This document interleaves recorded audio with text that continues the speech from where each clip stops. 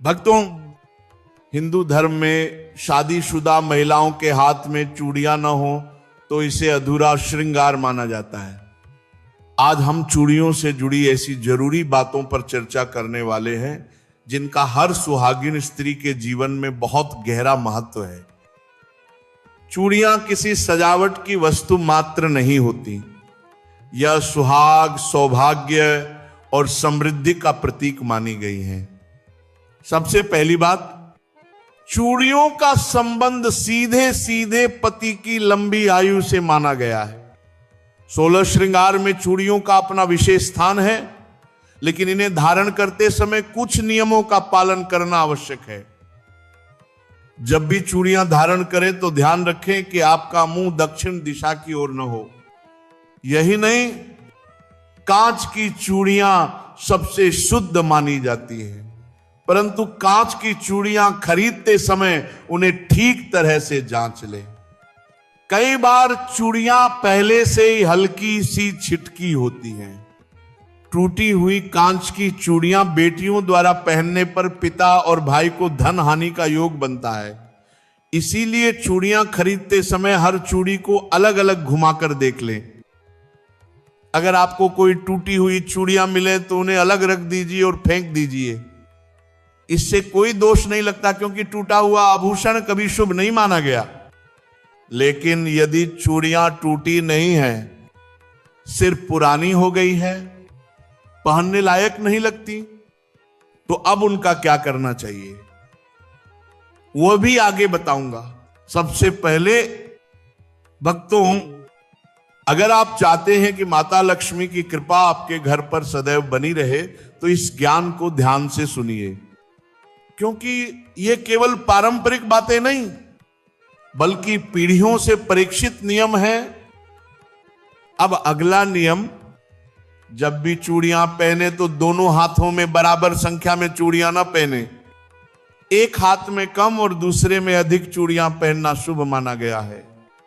जैसे बाएं हाथ में 9 हो तो दाएं हाथ में 10। अगली बात, चूड़ियां धारण करते समय बाल खुले नहीं होने चाहिए। अगर बाल छोटे हैं और बांधना संभव नहीं है तो सिर पर पल्लू कर ले और फिर चूड़ियां पहने। सोने की चूड़ियों के संबंध में विशेष नियम कहा गया है कि उन्हें कभी भी एक हाथ में अकेले न पहने। अगर सोने की चूड़ियां पहनी हैं तो दोनों हाथों में धारण करें। एक हाथ में सोने की चूड़ी और दूसरे में घड़ी या ब्रेसलेट पहनना शुभ नहीं माना गया है। अब बात आती है शाखा, पोला या कंगन के बारे में। जब भी आप सिंदूर लगाएं तो उंगली में बचा थोड़ा तो सिंदूर कंगन या पोल में लगा दें। इससे सुहाग की रक्षा होती है और दांपत्य जीवन में स्थिरता आती है। अगर चूड़ियां पहनने से किसी को एलर्जी होती है या अधिक चूड़ियां धारण करना संभव नहीं है तो शाखा, पोला अवश्य धारण करें और चाहें तो सिर्फ 2 चूड़ियां पहन सकती हैं। यह अशुभ नहीं माना जाता। यदि आपने नई चूड़ियां पहन रखी हैं और घर में कोई अशुभ समाचार आ जाए तो वे चूड़ियां दोबारा किसी पूजा में मत पहनिए, क्योंकि वह अब पवित्र नहीं रही। यदि चूड़ियां पहनकर आपने कभी मांसाहार या शराब का सेवन कर लिया हो तो अगली पूजा से पहले चूड़ियों को साफ करके धारण करें। लाख की चूड़ियां सबसे शुभ मानी गई हैं। इन्हें पहनकर पूजा करने से सौभाग्य बढ़ता है और पति पत्नी के बीच प्रेम और स्थिरता बनी रहती है। श्वेत और काली चूड़ियां सुहागिन महिलाओं को कभी नहीं पहननी चाहिए। लाल, पीली, हरी, गुलाबी चूड़ियां अत्यंत शुभ मानी गई हैं।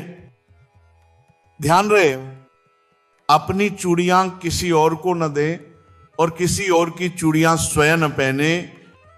इससे घरेलू कलह और रिश्तों में दूरी आ सकती है। सूर्यास्त के समय अर्थात प्रदोष काल में चूड़ियां न पहने। सुहागिन स्त्री का हाथ कभी भी एक पल के लिए भी सूना नहीं रहना चाहिए। इसलिए जब चूड़ियां बदलें तो एक दुपट्टा हाथ में लपेट लें। इससे हाथ सूना नहीं माना जाता। नई चूड़ियां मंगलवार के दिन न खरीदे। शुक्रवार का दिन अत्यंत शुभ माना जाता है। अब बात आती है पुरानी चूड़ियों को कहां रखना चाहिए। कई महिलाएं पुरानी चूड़ियां कचरे में फेंक देती हैं। ये अत्यंत अशुभ माना गया है।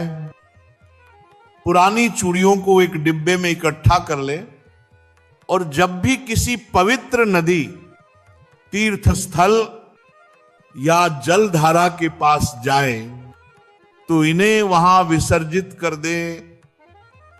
ऐसा करने से सुहाग की रक्षा होती है और देवी माता की कृपा बनी रहती है। अगर ये चूड़ियां आपने पीरियड्स के दौरान पहनी थी तो पीरियड्स खत्म होने के बाद स्नान करके शुद्ध होकर उन चूड़ियों को अलग रख दें और नई चूड़ियां पहने। अब बात आती है उन 5 चीजों की जिन्हें सुहागिन स्त्री को किसी से साझा नहीं करना चाहिए। मांग का सिंदूर, बिंदी, काजल, चूड़ियां और पायल, इन 5 चीजों का आदान प्रदान रिश्ता कमजोर करता है। अब भक्तों 16 श्रृंगार का महत्व समझते हैं। सिंदूर केवल सजावट नहीं, पति की लंबी उम्र का सबसे बड़ा प्रतीक। इसे सुबह स्नान करके दाहिने हाथ से लगाएं और रात को सोने से पहले हटाएं। बिंदी आज्ञा चक्र को सक्रिय करती है। लाल गोल बिंदी शुभ, काली बिंदी सिर्फ नजर दोष के लिए। काजल केवल श्रृंगार नहीं, मां का असली स्नेह। लेकिन काजल शुद्ध होना चाहिए। घी से बना हुआ काजल सबसे उत्तम माना गया है। नथ विवाहिता का पवित्र चिन्ह। टूटी नथ पहनना भारी अपशकुन। किसी और की नथ नहीं पहननी चाहिए। मेहंदी जितनी गहरी उतना सौभाग्य। अधूरी या फीकी मेहंदी को अच्छा संकेत नहीं माना जाता। मंगलसूत्र केवल गले की चैन नहीं, पति की रक्षा का प्रतीक। टूटा हुआ मंगलसूत्र कभी न पहने। चूड़ियां उनकी खनक घर में सकारात्मक ऊर्जा भर देती है। टूटी या धुंधली चूड़ियों से वास्तु दोष लगता है। बिछिया और पायल हमेशा चांदी की पहने। सोने की पायल या सोने की बिछिया अत्यंत अशुभ मानी गई है। मांग टीका सिर के ब्रह्म स्थान पर लगता है। टूटा हुआ मांग टीका न पहने। अंगूठियां और बाजूबंद, लोहे की अंगूठी विवाहिता के लिए अशुभ मानी गई है।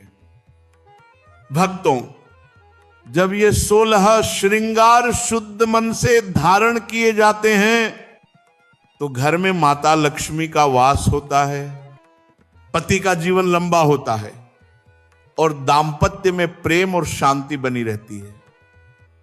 दोस्तों, ये सारी बातें किसी डर के लिए नहीं बल्कि आपकी भलाई के लिए कही जाती हैं। आप अपनी आस्था और श्रद्धा के अनुसार इन्हें अपना सकते हैं।